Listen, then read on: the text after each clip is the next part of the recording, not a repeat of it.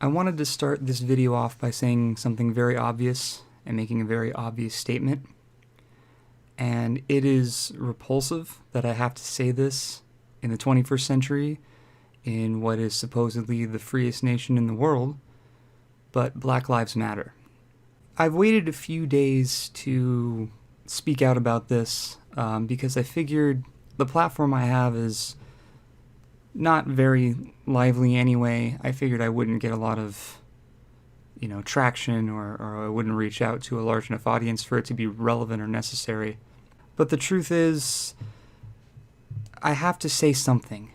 Even if it's to a small audience, a large audience, doesn't matter. Whatever it is, I need to speak out about this. In my past videos, I started this channel when I was about 19 years old, and in past videos, I've probably said offensive things. I've said stupid things.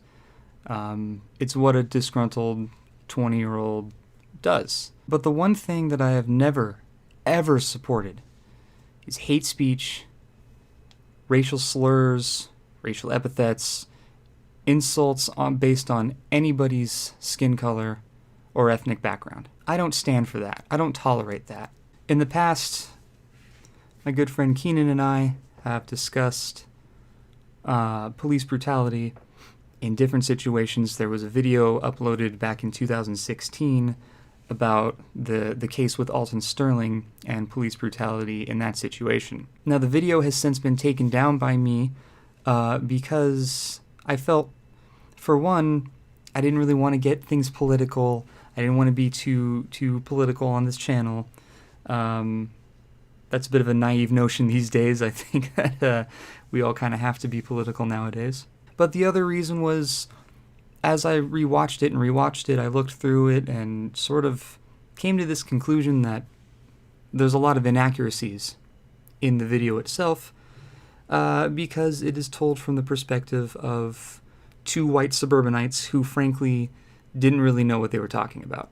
But the reason why I made that video is because in general I'm such an absolute nut when it comes to police brutality. I get very offended by it, by the notion of it, by the concept of it, by the fact that it even exists or takes place. It is definitely a hot button issue for me. And for many years of my life, I have swept that under the rug because I just didn't want to deal with the amount of anger and hostility that's generated inside me whenever these sorts of situations arise. But this is not a situation that we can ignore anymore. We just can't do it. The Black Lives Matter protests that are taking place right now are so important. They're so essential to the waking up of this country, of our society. And I know for a long time, people have been fighting this.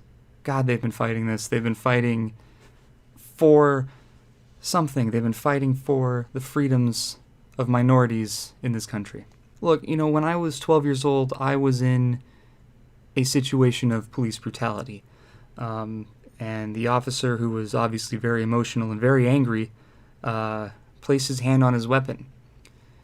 At 12 years old, I was genuinely in fear for my life because I've heard the kinds of stories, mind you, that these guys were capable of doing. They were capable of doing these heinous acts. They were capable of killing. Now, the reason why I put so much emphasis on the word story is because it didn't go any farther than that. I've never had a pistol pointed at me, thankfully, knock on wood. I've never, I don't know what that kind of fear is like. I don't know what it's like to have a weapon pointed at me. I don't know what it's like to be beaten within an inch of my life, or to be beaten to death.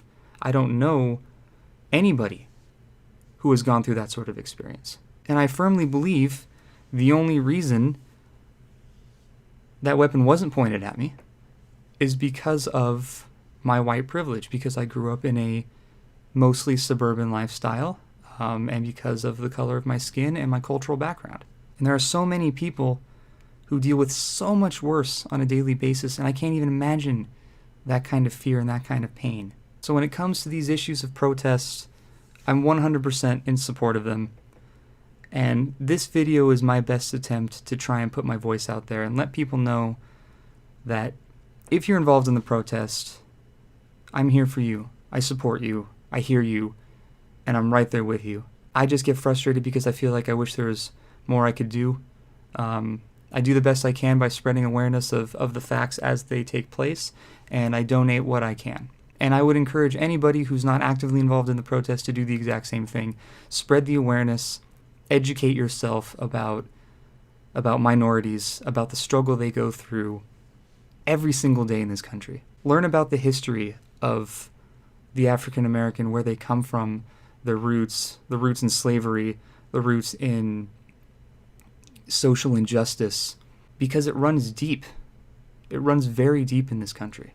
And it's interesting now to see this is becoming a worldwide phenomenon, because racism isn't just limited to one country, one race, one people. Racism is everywhere. And if we want to progress as a species, if we want to eventually get ourselves off of this godforsaken floating rock in the middle of space and go out and brave the world and make huge technological strides and advancements and improve ourselves in medicine and politics and culture, the first step is ending racism. And that's a big task. There's a lot of ignorance out there. There's a lot of injustice. There's a lot of corruption. There are many people in this country who have a lot of power and they don't want to share it. And I want to make this clear that this is such a racial issue, and it's just as much about class warfare as well as it is racial warfare. Everything we see is a battle of the rich versus the poor. And social injustice against minorities is certainly no exception to that rule. And that's why I think everyone should support the Black Lives Matter movement. I don't care what color you are, because at the end of the day, this affects us all. This is our country. This is our culture. And we're letting, every single day, we are letting people of power and those who protect people with power abuse, manipulate, and murder the people who don't have power. So I'm going to get off my soapbox now. In the description, I've left a couple of links. It's about pretty much all I know and all of the charities and outreach programs that I have been able to get my hands on. There are other people I really encourage you to check out. Matthew Healy from the 1975, the band, the 1975,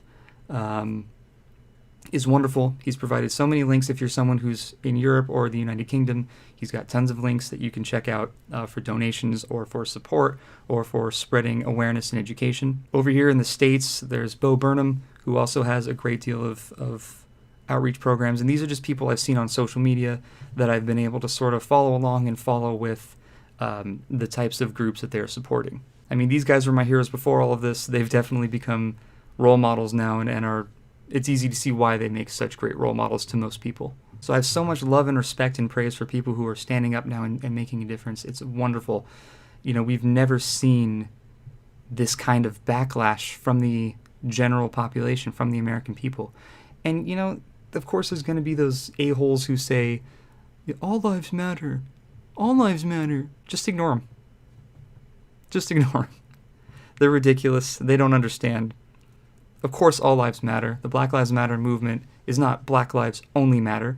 It's Black Lives Matter because they're the ones that are in peril right now. So please, if you can, like I said, this affects us all. This affects everyone. Do the best you can to spread awareness, educate yourselves, most importantly, above all else, above anything else. If you can't donate, if you don't have social media, that's totally fine. But please, if you can't donate or educate anyone else, educate yourself. This world is full of enough bigotry and hatred and ignorance as is. Don't be part of the problem. Please, be part of the solution. So that's going to wrap it up for this video. I hope that it reached as many people as it needs to reach. Even if I could touch one person and make a change and cause them to decide that now is the time to take action, then I feel like I've done something wonderful.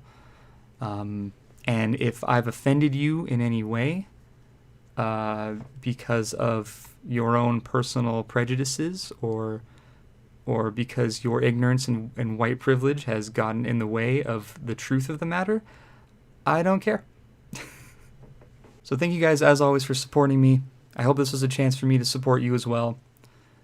Take care of yourselves. This is a fucking crazy time. This is an absolutely crazy time we're living in right now. And this is unprecedented, the kind of things we're going through in just the last 6 months alone. So please, above all else, just stay safe. Take care of yourselves. COVID-19 is still out there. Please keep washing your hands. Please maintain social distancing if you can. And thank you for watching this. Of course, I'll see you all in my next video, whenever the hell that's going to be. Bye.